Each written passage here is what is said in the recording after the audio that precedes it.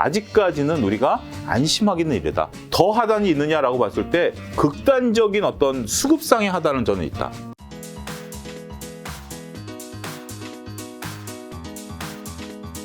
자, 오늘 6월 31일 이제 상반기 마감하는 날이잖아요. 네, 맞습니다. 야, 이 상반기 주식시장이 참 힘들었던 것 같은데 네.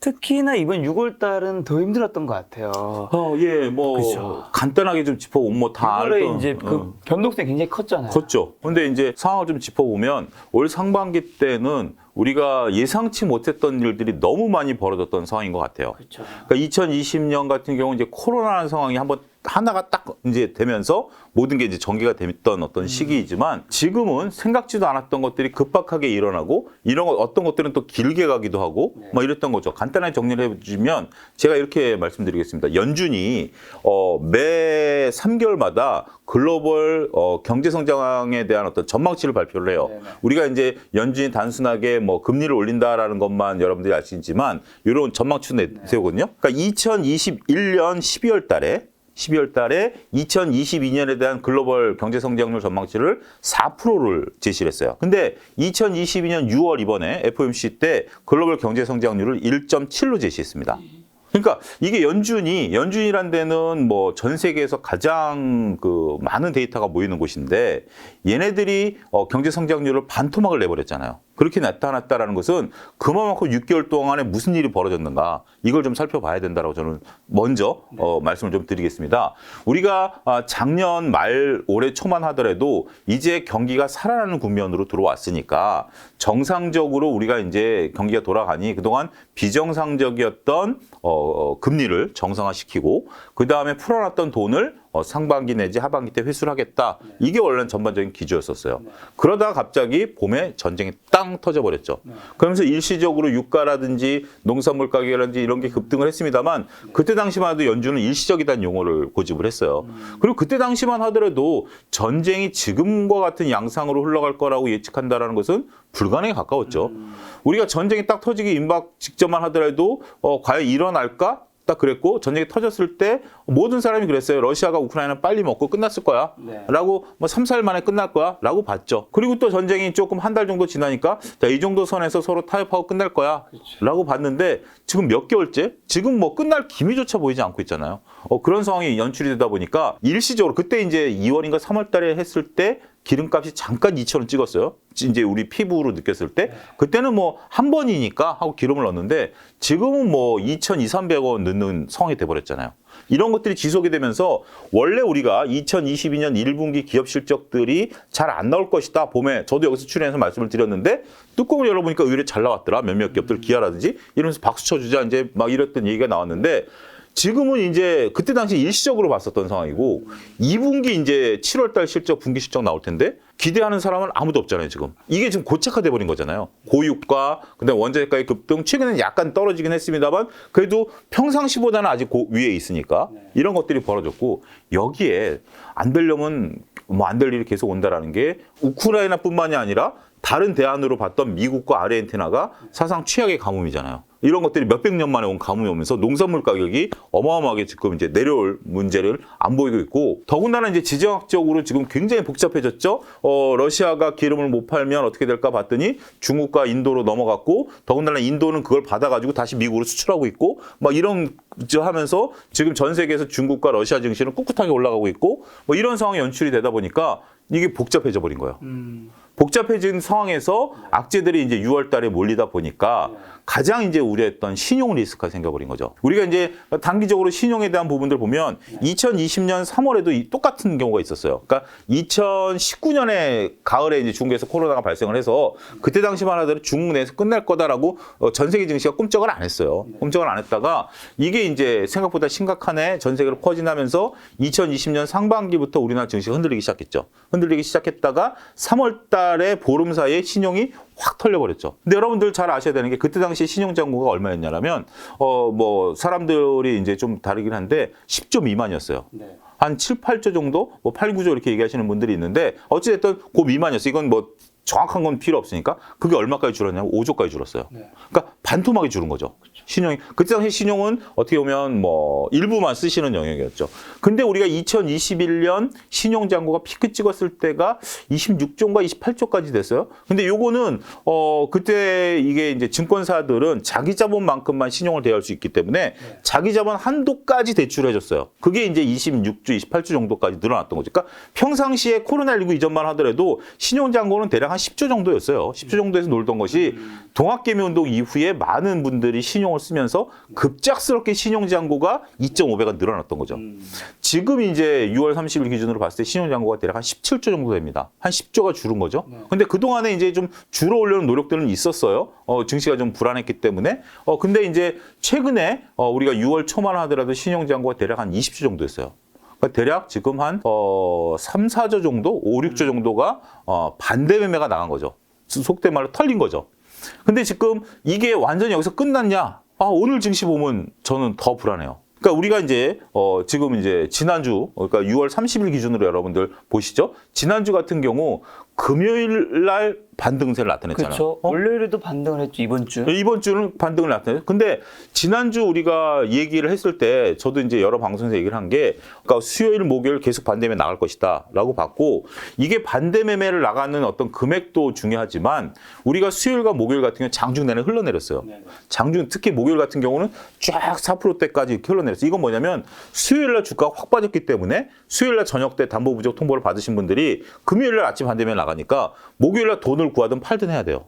그런 상황에서 돈을 못 구하신 분들은 팔아야죠. 어쩔 수 없이. 그러니까 이제 보면서 계속 판 거예요. 주가 밀리니까 어쩔 수 없이 계속 던지기 시작했던 물량들이 제가 볼 때 그날 수급이 개인이 얼마를 팔았냐라면 대략 한 8천억 정도 팔았어요. 계속 지금은 최근에 사고 있는데 그날 8천억을 팔았어요. 근데 저는 그런 거 보면 신용 물량이라고 대부분 보여지고 신용 물량이 한 1조 5천억 나온 걸로 봐요. 왜냐하면 그래도 지금도 3, 4천억씩 사시는 분들이 있기 때문에 그거 감안하면 플러스 마이너스 퉁쳐버리면 1조 넘게 팔았다는 계산이 나오죠. 저는 그 계산 하에서 보면 금요일도 반대매가 나가고 화요일, 월요일도 나가고 화요일 날 좀 돌 거다라고 저는 개인적으로 봤는데 다행히도 금요일 날 돌았죠. 금요일 날 돌았고 월요일 날 돌았고 이 돌았다라는 것을 어떻게 보냐면 지수가 금요일 날 여러분들은 뭐가 많이 올랐냐면 게임 엔터주들이 어마어마하게 올랐어요. 네, 게임 엔터주들이 어마어마하게 올랐는데 그게 뭐냐면 지금 오늘 같은 경우 게임 엔터주들이 빠지거든요. 게임 엔터주들이 올랐던 이유 중에 하나가 수요일과 목요일 신문에 나왔던 내용들이 뭐냐면 게임 엔터주들의 공매도가 어마어마하게 있다라는 내용이었어요. 그러니까 결국 금요일, 월요일은 쇼커버링이 들어온 거예요. 외국인들이 산다 그러면서 쫙 올라갔는데 쇼커버링이 들어온 거예요. 어제 같은 경우 아모레퍼시픽이 외국인들이 산다라고 올라왔는데 오늘 또 빠져요. 쇼커버링이라고 봐야 되겠죠. 오늘 카카오뱅크 외국인들이 좀 사요. 근데 카카오뱅크도 오늘 신문에 나온 거 보니까 외국인들이 판 순위를 공매도 친 거 보니까 10위예요. 그러니까 어떻게 보면 쇼커버링이 좀 들어온 거죠. 그러니까 지금 외국인들이 단기적으로 들어오는 수급들은 쇼커버링이라고 봐야 돼요. 그렇게 봐야 되는데 지금 만약에 오늘 지수가 빠져서 지금 2,400 깨진 상황인데 자 봅시다. 2,300대까지 밀렸다가 2,400대까지 올라왔다가 며칠 만에 이렇게 흘러내리면 아직까지 신용 매물이 해소됐다라고 보기 어려운 거죠. 그렇죠. 차라리 그러니까 이거 뭐 제 견해를 말씀드리지만 금요일 날 월요일 날까지 신용 매물이 나왔으면 이제 그 2020년 3월 15일 16일처럼 진바닥을 찍었다라고 얘기할 수 있겠습니다만 그때 저는 개인적으로 느낌이 조금 찝찝하더라고요. 이거 너무 빨리 돌린 거 아니야? 그래도 돌렸으니까. 그리고 제가 월요일, 화요일 날 다른 방송 나가서 그랬어요. 2,450에서 빨리 안착을 하고 2,450과 2,500선에서 해주고 올라가주면 좋은데 제가 인포맥스 방송에 나가서 여기서 만약에 밀리게 되면 이건 더 찝찝하다. 제가 화요일 날 인포맥스에서 말씀을 좀 드렸던 게 뭐냐면 여기서 그러니까 어쨌든 반등이 나타난 것 같고 제가 반등이 나타난 건 좋은 일이잖아요. 네. 거기서 안착을 해줘야 되는데 만약에 만에 안착을 못하고 꺾이게 되면 다시 한번 바닥을 확인하는 과정이 올 것이고 여기서 신용 매물이 또 털리게 되고 이렇게 된다라면 수급이 더 꼬이게 된다라는 건데 모르겠습니다. 지금 이제 7월로 넘어가면서 그런 상황이 안 벌어지기를 좀 다행히 바라는데 아쉽게도 지금 이제 어제자 기준으로 필라델피아 반도체 지수가 큰 폭으로 밀렸거든요. 그러면서 오늘 삼성전자 외국인 매도가 나와요. 그러면서 저점을 지금 깨려고 하고 있는 모습들을 보이고 있기 때문에 상당히 지금 아직까지는 우리가 안심하기는 이르다. 제가 볼 땐 여기서 그럼 더 어떻게 보느냐, 더 하단이 있느냐라고 봤을 때 극단적인 어떤 수급상의 하단은 저는 있다. 그러니까 지금 뭐 밸류나 뭐나 뭐 이런 거 얘기하시는 분들이 있는데 다 동의합니다. 저도 거기에 다 동의하는데 사람이 그렇잖아요. 밸류장이 있고 심리장이 있고 수급장이 있어요.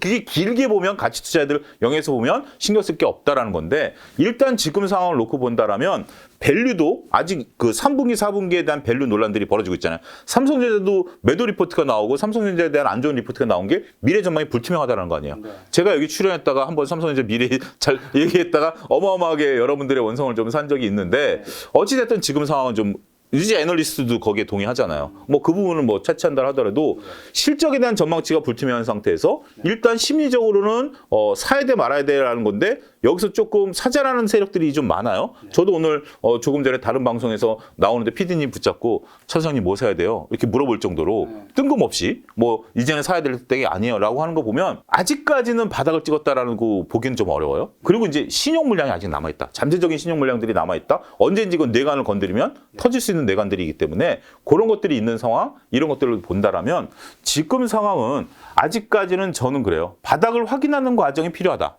이게 더 빠지느냐 올라가느냐 논쟁보다는 바닥을 확인하는 과정이 필요하다. 7월 달 들었으면 어떤 일이 벌어지냐면 미국이 금리 인상을 하잖아요. 근데 우리나라 한국은행은 분명히 선을 그었어요. 미국이 빅스텝을 받는다고 해서 우리가 빅스텝을 받지 않겠다라고 지금까지는 공식적으로 선언을 한 상태이기 때문에 금리가 역전돼 버립니다. 지금 금리가 똑같거든요. 그러니까 미국이 75bp를 올리면 우리가 25bp, 50bp 올려도 금리 역전 현상이 벌어져요. 물론 과거 금리 역전 현상 때 외국인들이 다 나간 건 아니었는데 물론 케이스 바이 케이스 다르기 때문에 금리 역전 현상이 벌어졌을 때 과연 외국인들이 어떻게 움직일 것인가? 그럼 환이 어떻게 움직일 것인가? 외환이 어떻게 움직일 것인가? 이거 좀 살펴봐야 되고 그 다음에 이제 7월 중순서부터는 2분기 실적들 계속 나오겠죠. 이런 것들이 어떤 불투명성이 있는 상황이기 때문에 지금은 저도 주식시장 30년 가까이 있었습니다만 어쩔 때는 이렇게 딱 보이는 장이 있어요. 딱 장이 보이는 장이 있고 어쩔 땐 정말 모르겠다라고 하는데 지금 여기저기 물어봐도 다들 모르겠다요. 그런 상황이기 때문에 지금은 여러분들이 저는 그렇다면 어떻게 되느냐? 저는 이렇게 표현드리고 싶어요. 지금 오늘 같은 경우 수도권에 비가 엄청 내리고 있는데 이런 장마비에는 외출을 자제하시는 게 낫죠. 외출을 자제하고 그러다 기다리고 있다가 나중에 해 쨍쨍하면 나가서 또 좋은 시절 분명히 오거든요. 그러니까 지금은 저는 주식시장에 장마비가 내린다라고 봐요. 이럴 때는 그냥 조금 거리두기를 하시고 그냥 에어컨 틀어놓은 방에서 일단 조금 시간을 좀 보내시다가 분명 좋은 시절 오니까 그때 가서 정말 나가서 뛰어놀기도 하고 좋은 주식 사서 그때 가서 한번 크게 먹는 게 낫지. 여기서 빠졌으니까 들어가서 내가 먹겠다? 저는 여기서 빠졌으니까 먹겠다라는 것은 워렌 버핏이 얘기한 담배꽁초 매매 생각이 언뜻 납니다. 먹을 수 있는 건 짧아요. 그리고 우리가 이제 V자 반동 얘기하시는 분들이 2020년과 해서 얘기하시는 분들이 있는데 2020년에는 매물대라는 게 없었어요. 우리가 가지 않는 게 삼성전자가 4만 원에서 9만 원까지 갈 때 팔자가 없었어. 팔자라는 것은 내가 4만 원 샀으니까 5만 원에 팔고 5만 원 샀으니까 6만 원 팔고 이게 있었지만 지금은 올라오면 일부 많은 투자자들이 하나 원금만 오면 주식하고 난 쳐다보기도 싫어. 이런 분들이 계시거든요. 이게 다 매물대예요. 이게 다 매물대이기 때문에 이런 매물대를 극복하고 그러니까 두 가지예요. 그때 당시에 삼성전자는 밑에 산 분들이 이익을 실현하는 것밖에 없었어요. 근데 지금도 분명 짧게 매매하시는 분들도 계시잖아요. 담배꽁초 매매. 그거는 조금만 올라면 팔겠다라는 거 아니에요? 그건 당연히 언제든지 있고 대기하고 있는 나 이거 내가 원금만 내면 팔 거야라는 것과 같이 있기 때문에 지금은 거래량이 2020년보다 더 많아야 돼요. 근데 지금 실질적으로 2020년보다 더 많아질 확률은 보이지 않기 때문에 지금은 조금 소낙비를 피하고 보자. 저는 그렇게 말씀드리고 싶습니다. 한마디로 지금 소장님께서 뭐 주식을 사야 하는지 팔아야 하는지 뭐 간망해야 하는 입장이 세 가지 입장이 있다면 일단은 지금 집안에 그냥 가만히 있자. 그렇죠. 더 사지도 말고 더 팔지도 말고. 팔 수도 없잖아요. 팔 수도 없죠. 근데 뭐 일부 종목에 대해서는 저는 지금 증권사에서 매도 사인을 내고 있는데 이거에 현실성이 있겠냐라는 거죠. 지금 와가지고 반해반토막이 나 있는데 그렇죠. 이제 와서 매도 사인 난들 결단을 내려야 되는 건 저는 맞다라고 보는데 논리적으로는 결단을 내리고 더 최악의 경우도 생길 수 있다라고 보는데 그렇다고 해서 지금 여러분들한테 선뜻 파십시오라고 얘기한다는 것도 그러니까 저까지 말을 더하기에는 쉽지 않다.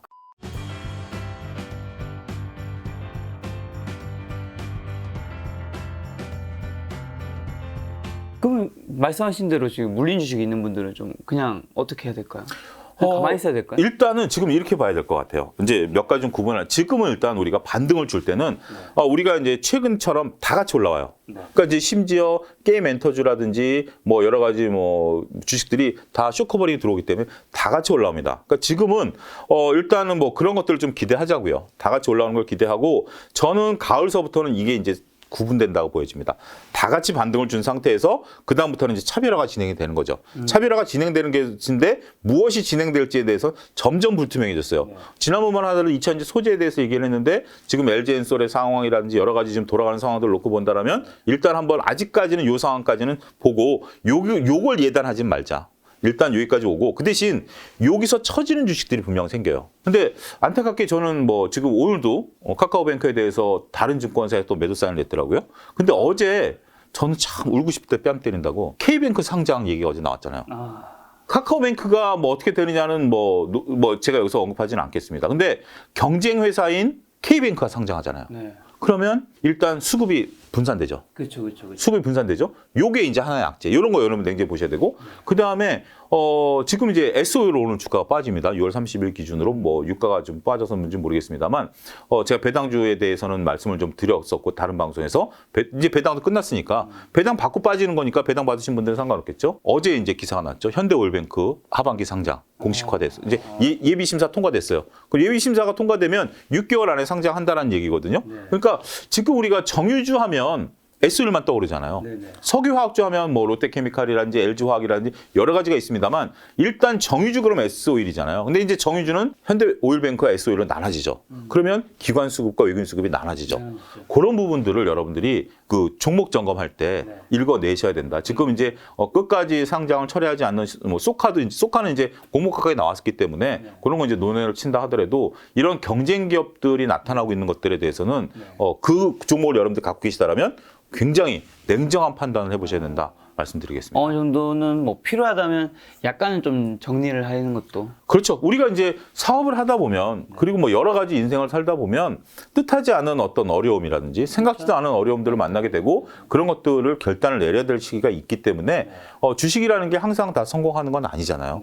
그런 것들에 대한 여러분들 상황도 말씀을 좀 드려야 되겠네요. 오늘 한숨을 많이 쉬시네요. 그러니까 오늘 이제 여기 오다가 제가 이제 김 작가님 만나 뵈러 이제 오다가 여의도에서 방송 끝나고 여의도 이제 차가 좀 많이 막혔어요. 그래서 차 안에서 그냥 어차피 막히는 그러니까 차가 막히는 상황에서 내가 발을 동동거려봤자 그리고 막 끼어들게 해봤자 비 오는데 이거는 더 리스크만 커지잖아요. 그래서 그냥 차선 따라오자. 그냥 차분히 오면서 여러 생각이 들더라고요. 근데 그러면서 최근에 읽은 책에서 본 내용을 여러분들에게 어떻게 소개를 좀 시켜드리고 싶은데 제가 이제 저를 아시는 분은 제가 게릴라 전법에 대해서 많이 얘기를 드렸어요. 어떤 책에서 보고 저도 이제 맞다. 그러니까 뭐냐면 개인 투자자가 할 수 있는 방법, 매매 방법이에요. 개인 투자자들은 우리가 이제 뭐 펀드 매니저라든지 외국인 기관들이나 어떤 큰 군대랑 싸우려고 한다면 우린 자금력과 정보력이 한계돼 있기 때문에 내가 어떤 평야에서 맞부딪히면 내가 지죠. 그렇기 때문에 내가 숨어 있다가 내가 유리할 때 총을 쏴야 된다라는 게릴라 전법을 생각했는데 최근에 본 책을 보니까 개인 투자는 사자와 같아야 된다라는 거죠. 어떤 뭐 사자가 어떤 뭐 예를 들어서 어떤 양의 무리대가 있으면 그 중에서 무엇을 먹을 것인지 째려보다가 그 양이 약해질 때 가서 딱 잡아먹는다는 거잖아요. 근데 우리가 그 동물의 왕국 같은 거 보면 확 가서 확 잘 젓고 딱 그렇잖아요. 근데 어떤 프로그램 같은 거 보면 사자가 실패한 영상만 모아서 찍은 유튜브 보면 그런 거 있어요. 사자가 사냥에 성공할 확률이 10% 미만이래요. 맞아. 저도 들었어요. 10% 미만이에요. 굉장히 낮습니다. 굉장히 낮아요. 근데 제가 오늘 말씀드리는 요지인 겁니다. 사자는 딱 가다가 아니다 싶으면 멈춰요. 왜냐하면 10% 미만인 걸 알기 때문에 멈추고 왜냐하면 내가 여기서 힘을 다 소진해버리면 안 되기 때문에 멈췄다가 다음에 사냥을 노려요. 그러다가 얘가 사냥이 막 실패해버리면 끝에 가서 이제 그런데 치타라는 동물 아시죠? 네네네. 치타도 거의 맹수잖아요. 엄청 빠르죠. 엄청 빠르죠. 근데 우리가 이제 예를 들면 사자, 호랑이, 치타 이게 다 맹수인데 항상 우리가 얘기하는 거 있죠. 사자랑 호랑이랑 싸우면 누가 이겨? 근데 치타는 왜 빠졌을까요? 일단 작잖아요. 둘에 비해서는. 둘에 비해서는 작지만 그래도 맹수잖아요. 이게 이제 어떤 뭐 동물들을 잡아먹는 거잖아요. 왜 치타가 빠졌을까요? 치타가 동물 중에서 싸움을 제일 못해요. 하이에나라든지 이런 쪽들하고 잽도 안 돼요. 그래서 치타는 동물을 잡으면 사냥하면 여러분 치타 잡으면 나무 위로 끌고 올라가요. 그거 알죠? 나무 위로 끌고 가서 먹는 게 나무 밑에서 먹으면 그 피냄새를 맡고 하이에나들이 오기 때문에 뺏기기 때문에 나무 위로 끌고 올라가는 거예요. 근데 치타는 싸움을 못해서 만약에 치타는 이 순간 속도를 내기 위해서 온 힘을 다 쏟는 거예요. 근데 치타가 사냥을 3번 정도 실패하면 굶어 죽어요. 힘을 다 소진하기 때문에. 근데 가장 안타까운 게 뭐냐면 그 힘을 소진해서 딱 잡았는데 사자라든지 하이에나가 오면 그냥 싸울 생각도 안 하고 놓고 그냥 가버리는 거예요. 그렇죠, 그렇죠. 그래서 자, 제가 왜 이 비유를 드리냐면 여러분들이 사자이냐 치타냐라는 거죠. 많은 개인 투자자들은 작은 돈으로 하기 때문에 치타일 확률이 높다라는 거죠. 그렇죠. 내가 매매 한두 번 실패하고 나면 내 돈이 다 빠질 수밖에 없다라는 거예요. 그러면 치타는 사냥에 있어서 굉장히 신중합니다. 내가 저거를 먹었을 때, 저거 했을 때 끝까지 갔을 때 내가 하면 다행이지만 내가 만약에 저 사냥을 성공했는데 주위에 하이에나가 오른 거 아니야? 라는 것까지 다 살펴야 돼요. 네. 따라서 제가 여러분들에게 내리는 결론은 그겁니다. 여러분들은 대부분 치타고요. 그렇기 때문에 이 정글의 법칙에 살아남기 위해서는 여러분들이 확신이 들 때만 매매를 하셔야지 그냥 주위에서 이거 좋대더라 저거 좋대더라 라고 했다가 지금 이 상황에서 그 좋대더라 라고 하는 분들 중에 책임질 수 있는 분은 아무도 없잖아요. 그렇잖아요. 뭐 심정적으로 야 내가 뭐 미안해 잘못 선택했어 잘못 얘기했어 얘기는 할 수 있지만 내 돈이 깨진 거잖아요. 네. 그래서 저는 오늘 차 타고 오면서 정말 뭐 나도 치타고 네. 여러분들도 치타인 상황에서 매매는 더욱더 신중해야 되겠다. 특히 신용 뭐 이런 거 쓰신 분들 얼마나 어려운지 말씀드리도록 하겠습니다. 아까 전에 바닥을 좀 확인하고 그럼 들어가자 하셨는데 네. 바닥을 좀 확인할 수 있는 뭐 방법이 있다면 그리고 또 소장님께 생각하시는 뭐 바닥은 하단은 어디까지? 그러니까 지금은 수급장이기 때문에 네네. 수급장이기 때문에 어떤 트릭을 찾기는 어려워요. 수급장이기 때문에 일단 심정적으로 지금 보세요. 금요일 날 반등 좋고 월요일 날 반등 좋고 화요일 날 좀 반등 주다가 수요일 날 미끄러지고 목요일 날 미끄러지는 상황이거든요. 네. 그렇기 때문에 요게 이 정도면 바닥을 좀 잡았다라고 봐야 될 건 2,450 이상 올라가줘야 돼 지수가. 네. 전 개인적으로. 그래서 2,500 정도 올라가서 단지 2,450을 찍었으면 이제 바닥이다가 아니라 여기서 좀 출렁출렁 거려주고 앞서 언급드렸던 7월 달에 있는 이벤트들을 상황에서 출렁출렁 거려주고 차라리 2,500 넘어선 상태에서 사셔야 돼요. 그래야지 지금 여기서 야, 이 정도 빠졌으면 다 빠진 거 아니야? 라고 들어간다. 물론 자금이 많으면 상관없을 것 같아요. 자금이 많다라든지 아니면 내가 보는 종목에 대한 펀드멘탈에 확신이 있으시면 거기 들어가는 건 제가 말씀 안 드리겠습니다만 보편적인 투자자라면 바닥을 확인하는 과정까지는 몸을 사리는 게 현실성이 그러니까 생존 확률이 높아진다. 지금 이제 만약에 금요일 월요일에 사셨던 분들은 다시 또 불안하죠. 그렇죠. 예를 들어 드릴게요. 삼성전자 7만 원 깨졌을 때 저도 주위에서 그랬어요. 야, 내 전재산 팔아서 들어간다 해서 많은 분들이 7만 원에서 6만 5천 원대 들어가신 분들 많았어요. 지금 뭐 오늘 6만 원 미치잖아요. 그래서 이제 그분들이 회복 안 된다라는 게 아니라 마음고생하고 계실 거 아니에요. 그렇죠. 마음고생하고 계신다라는 거 보면 제가 항상 말씀드리는 것은 확인하고 사자. 그 부분 좀 말씀드리고 싶어요.